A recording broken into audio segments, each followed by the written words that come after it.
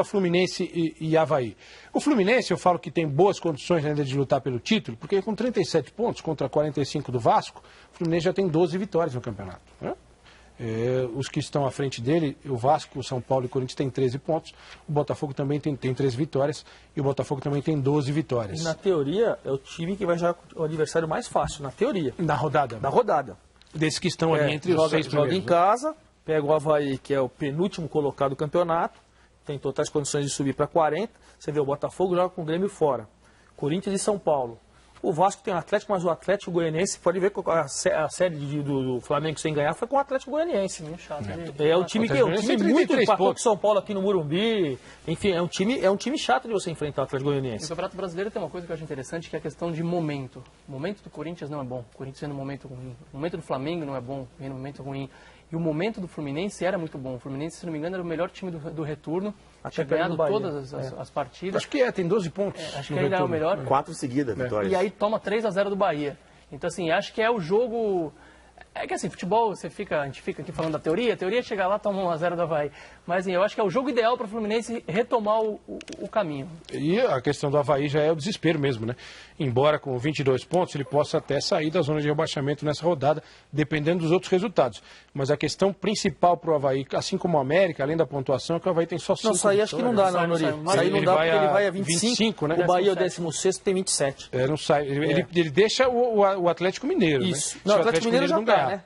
24, ele troca de posição com o Atlético, isso. Ele vai a 25 pontos aí, e fica no Bahia. Teoricamente, o Ceará joga com o Bahia fora, e o Bahia, quer dizer, o Ceará joga com o Palmeiras fora, e o Bahia também, então quer dizer, ele colaria ali nos caras que estão escapando. A 2 pontos. É um time que só venceu 5 partidas no campeonato. Difícil. Vai jogar no Rio de Janeiro, dentro da casa do Fluminense. O Fluminense tem que partir para cima e arrebentar com o jogo, em outras palavras. E vamos falar do último jogo para fechar essa rodada. Bahia e Atlético Paranaense, que lutam literalmente para permanecer, para ficar na Série A do Campeonato Brasileiro. O Bahia e o Furacão. 16º colocado, o Bahia no confronto tem 5 vitórias, 4 empates e 8 vitórias do Furacão, que atualmente é o 18º colocado. No primeiro turno, em Curitiba, o Bahia venceu por 2-0. Você vê como o que pode se esperar de um confronto como esse. Qualquer coisa. A vantagem do Bahia, e imagino que seja o entusiasmo por parte do torcedor depois dos 3-0 sobre o Fluminense. Isso dá um ânimo legal para uma torcida que já é fanática por natureza. Vai encher, né? Pituaçu bombando. Pituaçu vai bombar. Paulo Miranda, o zagueiro, já cumpriu suspensão e está liberado para reforçar o time do Bahia. No Furacão, o Morro Garcia e o Guerron voltam para formar o ataque e dar esperança ao torcedor do Furacão. Aí a gente está vendo lances do jogo do primeiro turno, um momento muito ruim do Atlético, né? E o Bahia conseguiu aproveitar para vencer por 2-0 lá na Arena da Baixada, onde é muito difícil jogar e principalmente ganhar o jogo. E a gente viu a festa ali no cantinho da imagem da sempre fiel e enorme torcida do Bahia. Aí não tem muito... acho que foi do Lulinha, né? Não tem muito... O Robson jogava, estava ali no lado. Esse tipo de jogo, rapaz, eu não tenho muito o que falar, né? Eu acho que essa hora do campeonato não tem muito mais de propor um esquema novo. O professor Antônio Lopes completando 100 jogos no comando do Atlético Paranaense, somando todas as passagens que ele já teve. Aquela história que você disse, né? O momento do Fluminense, do Bahia vem de uma vitória muito boa em cima do Fluminense e o Atlético empatou em casa. Mas é um confronto bem igual.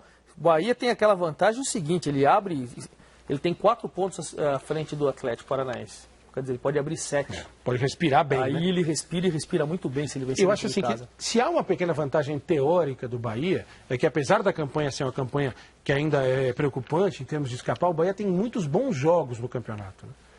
Você vê o Bahia empatando ou perdendo jogos que ele poderia ter vencido, jogando bem, né? É isso aí. A maioria dos jogos do Bahia, jogos bons, foi contra equipes grandes. Foi muito bem contra... E como eu confronto hoje... Santos, contra o Flamengo... Jogando dentro de casa, o Bahia, na minha opinião, teoricamente, é um time melhor do que o Atlético Paranaense. Só que o Guerron, que não era aproveitado pelo Renato Gaúcho, e o Antônio Lopes agora está colocando ele como titular, está jogando bem.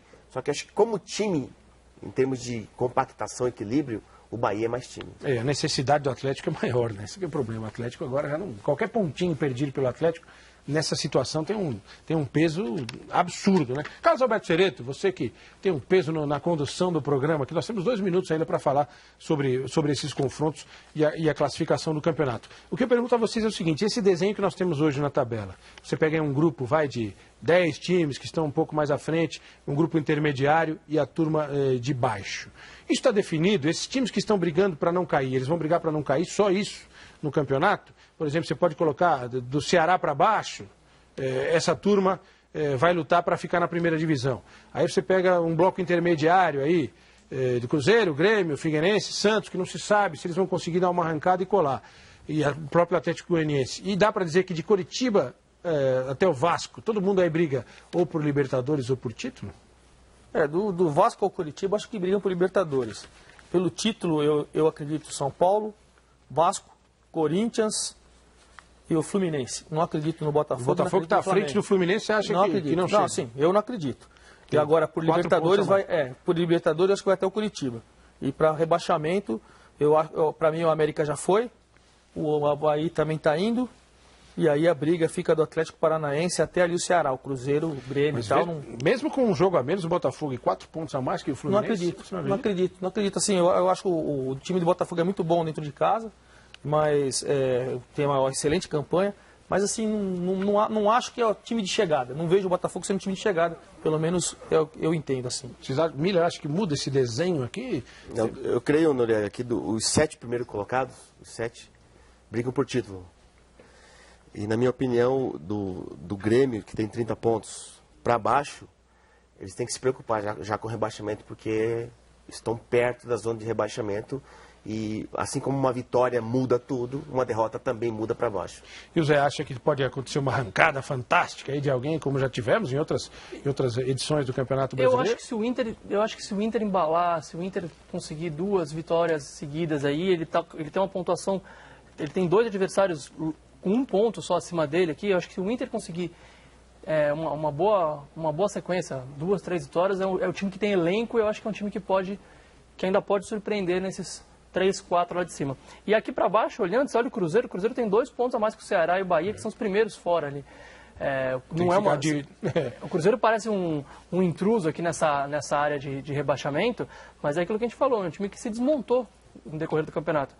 Perde um jogo, o Ceará, Bahia ganha, já está ali colado na zona de rebaixamento. Então eu concordo com o Miller, eu acho que de Grêmio para baixo ali, mas tirando o Grêmio e o Cruzeiro um pouquinho, ainda pela tradição, pela força, eu acho que aí é para ficar de olho aberto contra o rebaixamento.